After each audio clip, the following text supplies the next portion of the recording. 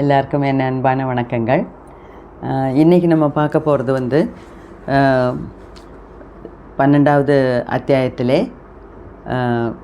ஒரு 4 எக்ஸாம்பிளோட ஒரு நம்ம சப்கான்ஷியஸ் மைண்டு, ஆழ்மனசும் அந்த தூக்கத்துக்கும் அந்த தூக்கத்தில் எப்படி அது ஒர்க் பண்ணுதுங்கிறதுக்கான சில உதாரணங்களோட நம்ம 4 உதாரணம் இதில் பார்க்க போகிறோம். ஓகே, அப்போ இது 193வது எபிசோடு.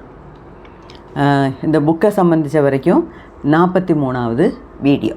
ஓகே, இதோட நம்ம 12வது அத்தியாயத்தை முடிப்போம். அப்போ இதில் என்ன சொல்கிறாருன்னு பார்க்கலாம். அதாவது அவர் என்ன சொல்கிறாருன்னா, உங்களோட ஃப்யூச்சர் லைஃப், வருங்காலத்து லைஃபே உங்கள் ஆழ்மனசில் தான் இருக்குது அப்படிங்கிறார். அதாவது ஆழ்மனசில் எல்லாமே தெரியுது, ஆழ்மனசுக்கு எல்லாமே தெரியுது. இப்போ கடந்த காலம் என்னன்னு தெரியுது, நிகழ்காலம் என்ன நடக்குதுன்னு தெரியுது, வருங்காலத்தில் என்ன வரப்போகுதுங்கிறதும் அதுக்கு நல்லபடியாக தெரியுது அப்படிங்கிறாரு.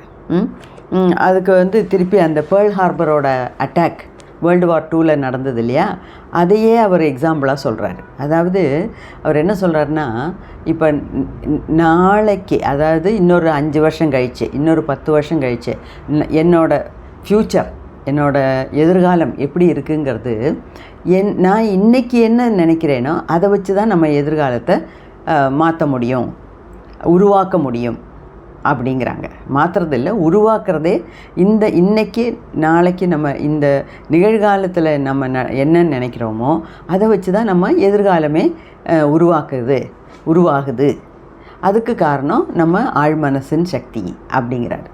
அப்போது இந்த பேர்ல் ஹார்பரில் 3 வருஷத்துக்கு அப்புறம் நடக்க போகிற 2வது உலக யுத்தத்தை பற்றி நியூஸ் பேப்பரில் எப்படி வருங்கிறது 3 வருஷத்துக்கு முன்னாடியே இவருக்கு, யாருக்கு, நம்ம ஆத்தருக்கு, நம்ம ஆசிரியருக்கு அவரோட ஆழ்மனசு காமிச்சு கொடுத்துருக்கு இல்லையா. கரெக்டாக அந்த நியூஸ் பேப்பரில் எப்படி வருதோ அதே மாதிரி அப்படி காமிச்சு கொடுத்துருக்குன்னா அதுக்கு என்ன அர்த்தம்?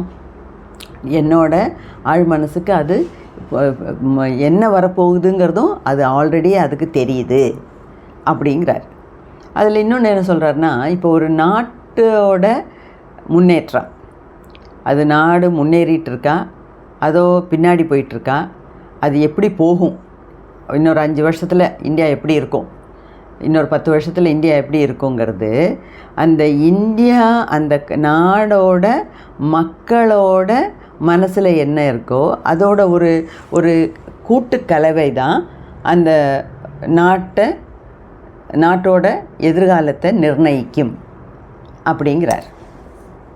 அதாவது ஒரு இண்டிவிஜுவலாக ஒரு தனி மனுஷனை எடுத்துக்கிட்டால் அவன் இன்றைக்கி என்ன நினைக்கிறானோ அதுதான் அவனோட நாளைய எதிர்காலம். அதே மாதிரி ஒரு நாட்டை எடுத்துக்கிட்டாலும் நாட்டுக்குன்னு தனி சப்கான்ஷியஸ் மைண்ட் இருக்கா? இல்லை. நாட்டோட எதிர்காலம் எப்படி இருக்க போகுதுங்கிறது எதை வச்சு நம்ம இன்றைக்கே சொல்லலாம், எப்படி கணிக்கலாம்னா அந்த நாட்டு மக்களோட மனசு எப்படி இருக்குது அதை வச்சு தான் நம்ம கணிக்க முடியும் அப்படிங்கிறாரு. அப்போது அவர் என்ன சொல்கிறாரு, இந்த ஜாப்பனீஸுக்கும் அமெரிக்கன்ஸுக்கும் போர் 3 வருஷத்துக்கு அப்புறம் தான் நடந்திருக்கு. ஆனால் அது 3 வருஷத்துக்கு முன்னாடியே எப்படி அவரோட ஆழ்மனசுக்கு தெரிஞ்சதுன்னா, அந்த ஜப்பானில் உள்ள ஆளுங்களுக்கெல்லாம் அந்த போரை பற்றின நினப்பு வந்துருச்சு. அதாவது நம்ம தேமேன்னு பேசாமல் இருந்தோம், நம்ம ஊரில் இவன் ஒரு முன்னறிவிப்பும் இல்லாமல் நமக்கு தெரியாமல் குண்டை போட்டு நம்ம 2 ஊரை அழிச்சிட்டான். அதோட பின் விளைவுகள் இப்போவும் நம்ம அனுபவிச்சிட்ருக்கோம். என்ன தைரியம் இருந்தால் இவன் இப்படி பண்ணுவான், அப்போ அவனை சும்மா விடலாமா? எப்படியாவது உலக மகா யுத்தம் வந்தாலும் இப்போ வந்துட்டு போகுது, நமக்கு அதை பற்றி கவலை இல்லை, அவனை போய் அட்டாக் பண்ணி தான் தீருவோம் அப்படிங்கிற நினப்பு ஜப்பானில் உள்ள எல்லார் மனசுலேயும் வந்துருச்சு. அதே மாதிரி அமெரிக்கனுக்கும் கோபம், அவன் தான் அங்கே குண்டை போட்டான், நாட்டையே அழித்தான், ஆனால் கூட அவனுக்கும் கோபம். அப்போது அமெரிக்காவில் உள்ள மனுஷங்களுக்கும் மனசில் அந்த போரை பற்றின நினப்பு விதைச்சாச்சு. அதுதான் இப்படி மூண்டு கனலாக கனண்டு அது ஒரு நாளைக்கு அது உலகப் போராக வெடிச்சது அப்படின்னு சொல்கிறார். ஸோ இவர் என்ன சொல்கிறாருன்னா, மர்ஃபி என்ன சொல்கிறாருன்னா, ஆல்ரெடி உங்கள் ஃப்யூச்சர்லாம் எழுதப்படலை. நீங்கள் இன்றைக்கி எப்படி நினைக்கிறீங்களோ அது பாடி தான் நாளைக்கு உங்கள் ஃப்யூச்சர் நடக்கும். அதில் பிரார்த்தனை பண்ணுறது ஒரு முக்கியமான கட்டம். அப்படியே நீங்கள் ஃப்யூச்சரில் எப்படி நடக்க போகுதுங்கிறதெல்லாம் நீங்கள் ஆல்ரெடி எழுதி வச்சுருக்குன்னு நினச்சா கூட நீங்கள் ஆழ்ந்து பிரார்த்தனை செய்யும்போது அந்த ஃப்யூச்சரையே மாற்றக்கூடிய சக்தி அந்த பிரார்த்தனைக்கு உண்டு. ஏன்னா அந்த பிரார்த்தனைங்கிறது ஏற்கனவே சொல்லியாச்சு, பிரார்த்தனைங்கிறது வேறு ஒன்றும் இல்லை, ஆழ்மனசோட ஒரு நினப்பு தான் அப்படின்னு. ஓகே, அது ஒன்று. இன்னொன்று அவர் என்ன சொல்கிறாரு, அதாவது பிட்ஸ்பர்க்னுங்கிற ஒரு இடத்துல ஒரு ஸ்டீல் பிளான்ட்டுனா இந்த ஸ்டீல் தொழிற்சாலை. அங்கே ஒரு சின்ன ஒரு மிஸ்டேக் வந்துருச்சு, ஒரு சுவிட்சில் ஒரு மிஸ்டேக். அப்போ அந்த சுவிட்சை ரிப்பேர் பண்ணால் தான் அந்த தொழிற்சாலையே ஓடுங்கிற மாதிரி ஆகிப்போச்சு. பாக்கி அந்த இடத்துக்கு வேண்டான காரியங்கள்லாம் நடக்கணுன்னா அந்த சுவிட்சுக்கு நேராக சரியாக ஒர்க் பண்ணால் தான் முடியும். அங்கே இருக்க என்ஜினியர்ஸ் எல்லாம் 10-12 தடவை அந்த சுவிட்சை அவுத்து திருப்பி போட்டாங்க, அப்படி போட்டாங்க, இப்படி போட்டாங்க. எப்படி போட்டும் அது ஓட மாட்டேங்குது. அந்த சுவிட்சு ஓடுனா மட்டும்தான், அந்த சுவிட்சு ஒர்க் ஆனால் மட்டும்தான் பாக்கி காரியங்கள் நடக்கும். இது என்ன பண்ணலான்னு எல்லாருமா மண்டையை போட்டு உடச்சி யோசித்துக்கிட்டு இருக்காங்க. அப்படி இருக்கும்போது அங்கே ரே ஹேமர்ஸ்ட்ராங் அப்படிங்கிற ஒரு ஆள் அங்கே வேலை பார்க்குற ஒரு தொழிலாளி, அந்த ஸ்டீல் பிளான்ட்டில் வேலை பார்க்குற தொழிலாளி. அவருக்கும் இந்த சுவிட்சை பற்றியெல்லாம் கொஞ்சம் தெரியும். அவர் இப்படியே யோசிக்கிறாரு, என்ன பண்ணலாம், இந்த சுவிட்சில் தான் மிஸ்டேக்கு, இத்தனை என்ஜினியர்ஸ் படித்தவங்க பார்த்தும் ஒன்றும் நடக்கலையே, ஏன் இப்படி, அதில் என்ன குழப்பம் அப்படின்னு நினச்சி மத்தியானம் உட்கார்ந்தபடியே தூங்கிட்டார். இந்த மத்தியானம் இந்த பூனைத்தூக்கம், ஒரு குட்டி தூக்கம் போடுவோம் இல்லையா, ஒரு 10 நிமிஷம், ஒரு 15 நிமிஷம் போட்டு எந்திரிச்சோம்னா ஃப்ரெஷ்ஷாக இருக்கும். அந்த மாதிரி இவருக்கும் இந்த யோசித்தே மூளை டயர்ட் ஆகிடுச்சு, அப்படியே தூங்கி போயிட்டார். அந்த தூக்கத்தில் அவருக்கு அழகாக அந்த சுவிட்சு எப்படி ரிப்பேர் பண்ணணும் அப்படிங்கிற படம் அவரோட கனவில் வருது. அப்படியே ரொம்ப கரெக்டாக இது இப்படி பண்ணினா இந்த சுவிட்சு ஒர்க் ஆகும் அப்படிங்கிற கரெக்டு வரைபடம் அவரோட தூக்கத்தில் தெரியுது, கனவில் தெரியுது. உடனே எந்திரிச்சு அதெல்லாம் ஒரு பேப்பரில் வரைஞ்சி அதே மாதிரி போய் ரிப்பேர் பண்ணார். கரெக்டாக ஒர்க் ஆக ஆரம்பிச்சிருச்சு. அப்போ அதை யோசித்து பாருங்கள், 10-15 தொழிலாளிகள் ஒரு 10-12 தடவை அந்த சுவிட்சை ரிப்பேர் பண்ண முயற்சிக்கிறாங்க, ஒன்றுமே நடக்கலை. அப்போ அங்கே எப்படி பண்ணால் தெரியுங்கிறது யாரோடையாவது மனசு முகாந்திரம் அது வெளியே வரணும். அது இந்த ஆள் ரொம்ப யோசிச்சுக்கிட்டே அப்படி தூங்கி போயிட்டாரா, அவரோட மனசில் அது காமிச்சு கொடுத்துருக்கு.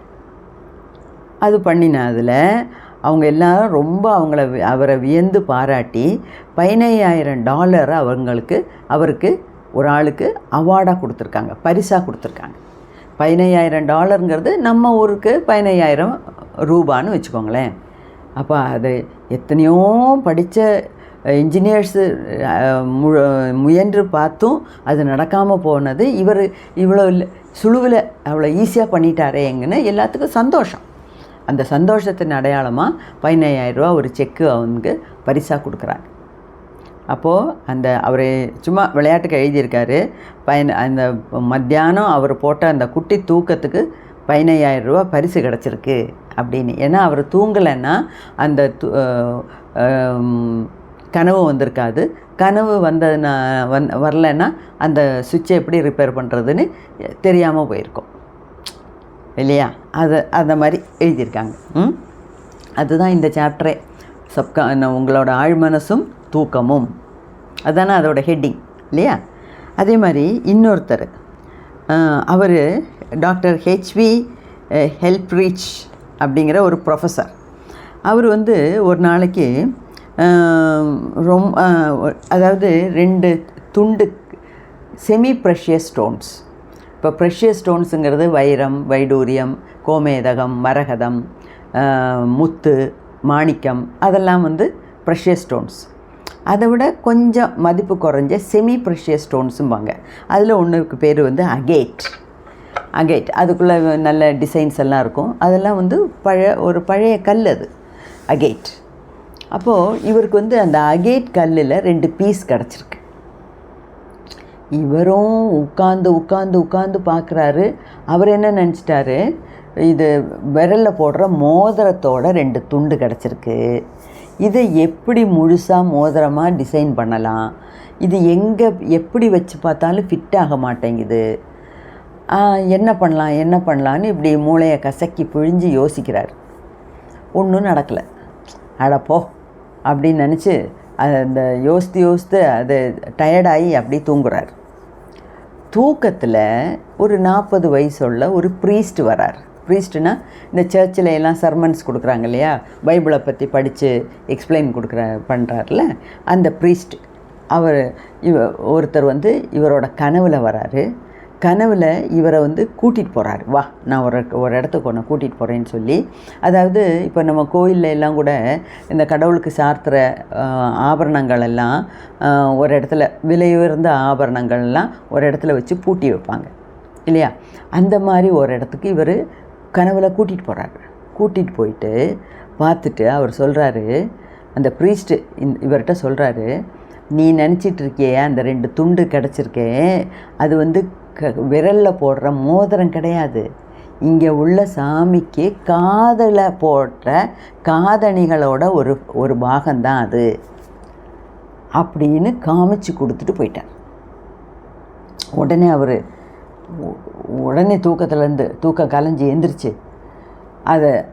நீ அது 2ஐயும் ஃபிட் பண்ணி பாரு, அந்த மாதிரி காதணிங்கிற விதத்தில் நீ ஃபிட் பண்ணி பாரு, உனக்கு சரியாகும். அதே மாதிரி ஃபிட் பண்ணி பார்க்குறாரு. கரெக்டாக அந்த காதுக்கு போடுற காதணியோட ஒரு 2 பாகம்தான் இது. இத்தனை நாள் அவர் எப்படி அதை பொருத்த முடியாமல் போச்சுன்னா, அவர் வந்து விரலில் போடுற மோதிரம்னு நினச்சிக்கிட்டு பண்ணிகிட்ருக்காரு. அது மோதிரம் இல்லைப்பா, காதில் போடுற காதணின்னு சொன்ன உடனே இவர் அந்த கோணத்தில் சிந்திச்சப்போ கரெக்டாகிடுச்சு. அவர் கரெக்டாக ஃபிட் பண்ண முடிஞ்சுது. அப்போது எல்லாம் முக்கால்வாசி எல்லா விஷயமும் நம்ம ஆழ்மனசில் நடக்கிறது எல்லாமே நமக்கு நல்ல கைடன்ஸ் கிடைக்கணுன்னா அது தூக்கத்தோடு சம்மந்தப்பட்ட ஒரு விஷயம் அப்படின்னு சொல்கிறார். அதே மாதிரி இன்னொரு 4வது உதாரணம் என்னென்னா, ராபர்ட் லூயி ஸ்டீவன்சன். இவரை பற்றி நம்ம ஏற்கனவே ஒரு இடத்துல சொல்லியிருக்கோம். அதாவது இந்த ராபர்ட் லூயி ஸ்டீவன்சன்கிறவர் எழுத்தாளர், பெரிய எழுத்தாளர், கதையெல்லாம் எழுதுவார், நாவல்லாம் எழுதுவார். அவர் வந்து அவருக்கு பேங்க் பேலன்ஸ் எல்லாம் தீர்ந்து போச்சு, கையில் காசு இல்லைன்னா அவர் தூங்க போகும்போது அவரோட ஆழ்மனசுக்கு ஒரு கட்டளை இடுவார்.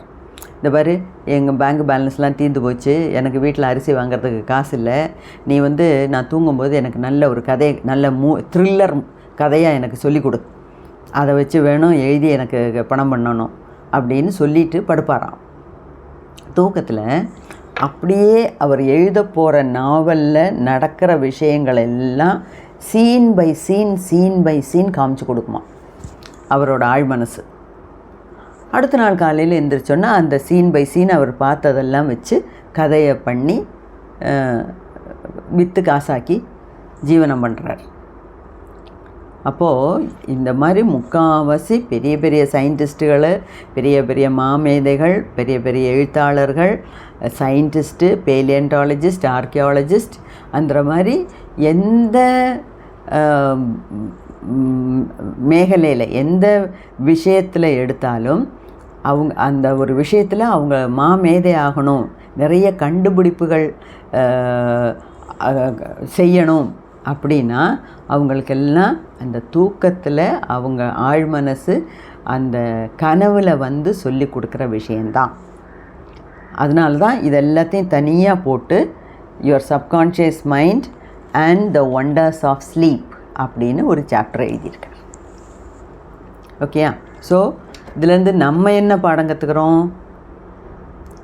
நமக்கும் நம்ம ஃப்யூச்சர் எப்படி இருக்கணுங்கிறத நம்ம தூக்கத்தில் இருக்கும்போது சப்கான்ஷியஸ் மைண்டுக்கிட்ட ஆழ் மனசுக்கிட்ட சொல்லிட்டு படுத்தா போகிறோம்.